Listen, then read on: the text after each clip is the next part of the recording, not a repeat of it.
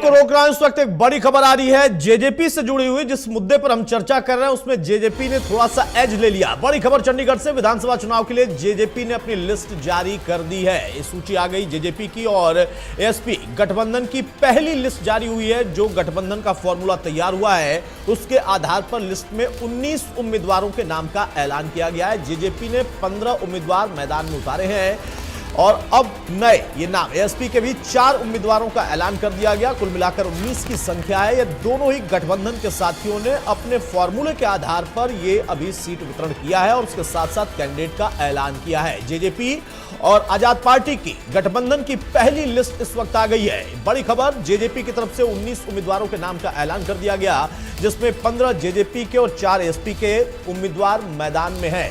एक परिवार के एक ही सदस्य को टिकट देने की बात कही गई है। एसपी के भी 4 उम्मीदवारों का ऐलान इसमें किया गया है। बड़ी खबर चंडीगढ़ से, जिस मुद्दे पर हम चर्चा कर रहे थे और तमाम जो बड़ी पार्टियां उनको लेकर सवाल खड़े हो रहे थे, वहां पर जेजेपी ने एज लिया।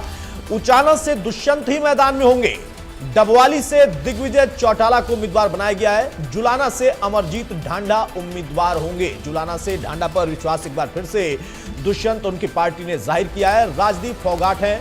नलवा से वीरेंद्र चौधरी चुनाव में ताल ठोकेंगे। नलवा से सुरेंद्र चौधरी के नाम पर मुहर लगी है। इसके साथ ही तोशाम की बात करें तो राजेश भारद्वाज को चुनाव के लिए मैदान में उतारा गया है। साढौरा से सोहिल चुनाव मैदान में होंगे। चुनावी रण में वो उतरेंगे।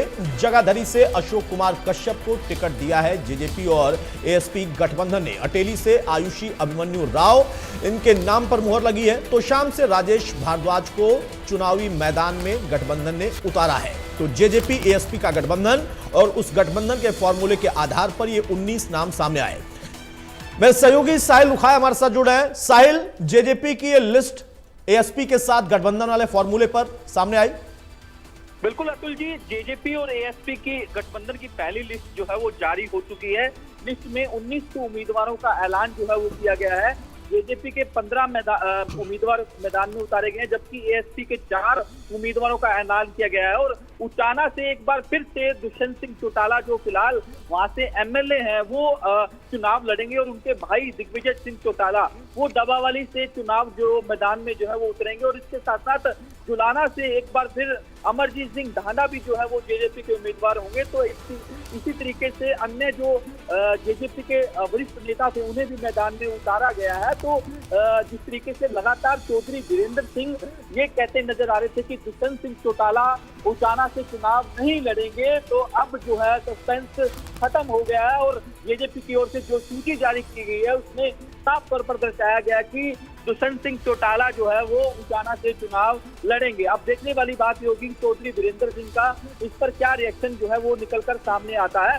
तो दूसरी तरफ जिस तरीके से सूत्र बता रहे हैं कि जो कांग्रेस की सूची जारी होनी है उसमें उचाना से उनके बेटे जो है दिग्विजय सिंह जो है वो चुनाव लड़ेंगे। तो ऐसे में आमना सामना फिर से जो है चौधरी वीरेंद्र सिंह के दो नेताओं का, दो राजनीतिक परिवारों का आमना सामना एक बार फिर से हो सकता है, क्योंकि दुष्यंत जो बार बार कह रहे थे कि मैं वहीं से चुनाव लड़ूंगा, फिलहाल उनके नाम पर खुद उन्होंने मुहर लगा ली है। उनकी पार्टी और गठबंधन के साथी ने भी मुहर लगा दी है।